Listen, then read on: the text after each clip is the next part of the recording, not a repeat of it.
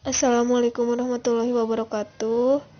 Bismillah, kami dari kelompok 3 yang beranggotakan 3 orang, yaitu Aisri Rahayu, Nisa Sukriyah, dan Siti Maryam.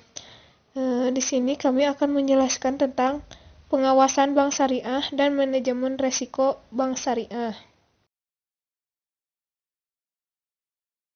Baik, di sini saya akan menjelaskan tentang pengawasan bank syariah dan manajemen resiko bank syariah.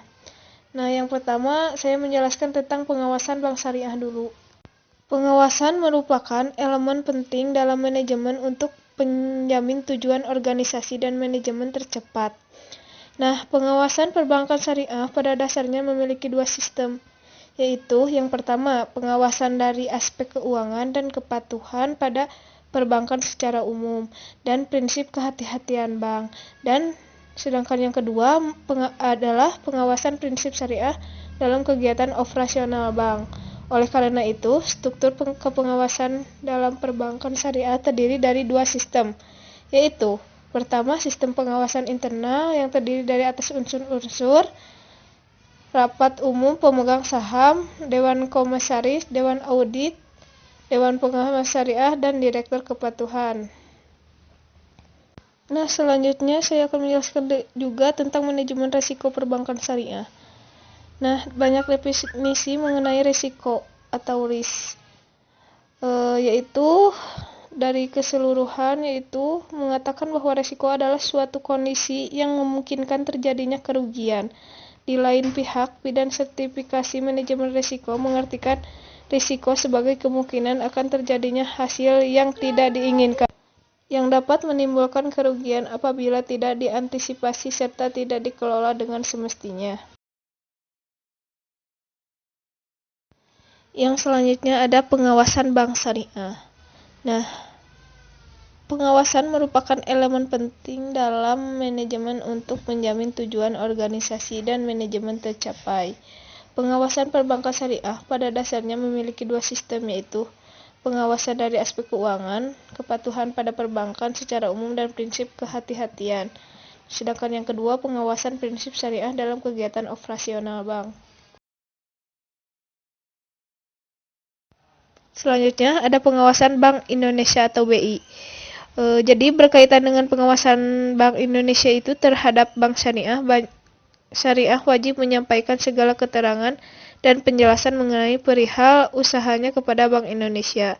Menurut tata cara yang ditetapkan PBI Pasal 52 Ayat 1 Undang-Undang Nomor 21 Tahun 2008, yaitu untuk dalam rangka pelaksanaan tugas pengawasan Bank Indonesia yang berwenang. Nah, dalam pengawasan Bank Indonesia atau BI juga terdapat beberapa unsur. Di antaranya yang pertama, memeriksa dan mengambil data atau dokumen dari setiap tempat yang berkaitan dengan bank syariah. Yang kedua, memeriksa dan mengambil data atau dokumen dan keterangan dari setiap pihak yang menurut penilaian Bank Indonesia memiliki pengaruh terhadap bank syariah.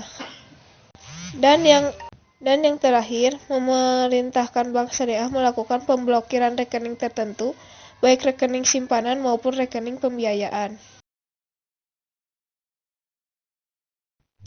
Yang selanjutnya, pengawasan Dewan Pengawas Syariah.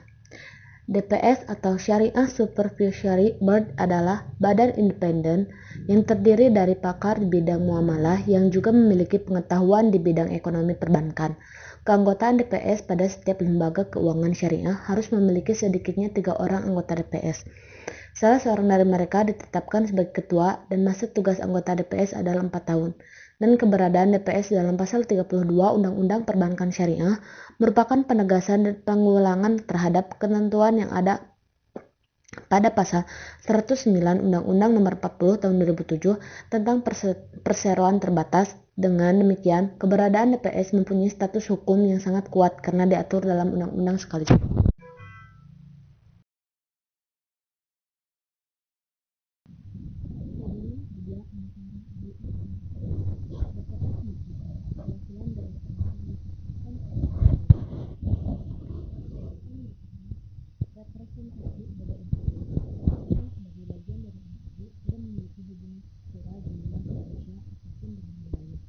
Tapi Jadi, DPS diatur oleh Peraturan Bank Indonesia atau PBI. PSI juga bukan pihak terafiliasi bank sebagaimana tertuangnya di dalam undang-undang tersebut. Sebagai pelaksana WMU, BSI dalam menjalankan tugasnya bertanggung jawab terhadap organisasi para ulama tertentu di ibu kota. Pengawasan pasca keluarnya Undang-Undang Nomor 21 Tahun 2011 tentang Otoritas Jasa Keuangan. Kewenangan pengawasan pada sektor perbankan sebagai salah satu sektor bidang jasa keuangan yang semula berada pada Bank Indonesia yang diatur pada Pasal 8 Undang-Undang tentang Bank Indonesia, ditentukan bahwa pengaturan pengawasan bank merupakan salah satu tugas Bank Indonesia. Namun, sejak keluarnya Undang-Undang Nomor 21 Tahun 2011 tentang Otoritas Jasa Keuangan atau OJK pada tanggal 22 November 2011, kebijakan politik hukum nasional mengintrodusir paradigma baru dalam menerapkan model pengaturan dan pengawasan terhadap industri keuangan di Indonesia berdasarkan Undang-Undang Nomor 21 Tahun 2011. Pengaturan dan pengawasan lembaga keuangan menjadi kewenangan OJK. Wewenang Bank Indonesia yang beralih ke OJK meliputi: yang pertama, pengaturan dan pengawasan mengenai kelembagaan bank syariah; yang kedua, pengaturan dan pengawasan mengenai kesehatan bank syariah; dan yang ketiga, pengaturan dan pengawasan mengenai aspek kehati-hatian bank syariah; dan yang keempat, pemeriksaan bank syariah. Manajemen risiko perbankan syariah. Pengertian risiko, ada banyak definisi mengenai risiko. Menurut Ricky W. Gripen dan Ronald J. Albert, risiko adalah uncertainty about future events, sementara Joel G. Singleton J. K. Sim mendefinisikan risiko pada tiga hal. Pertama adalah keadaan yang mengarah kepada sekumpulan hasil khusus, di mana hasilnya dapat diperoleh dengan kemungkinan yang telah diketahui oleh pengambil keputusan. Kedua adalah variasi dalam keuntungan, penjualan, atau variabel keuangan lainnya. Dan ketiga adalah kemungkinan dari sebuah masalah keuangan yang mempengaruhi kinerja operasi perusahaan atau posisi keuangan seperti risiko ekonomi, ketidakpastian politik, dan masalah industri. Urgensi manajemen dalam Islam. Manajemen secara umum didefinisikan sebagai pengelolaan usaha, kepengurusan, ketatalaksanaan, penggunaan sumber daya secara efektif untuk mencapai sasaran yang diinginkan, dan direksi.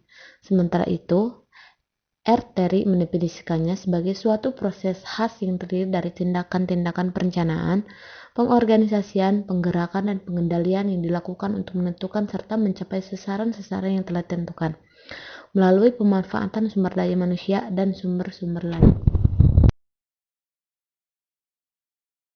Selanjutnya, jenis-jenis risiko dalam bank syariah.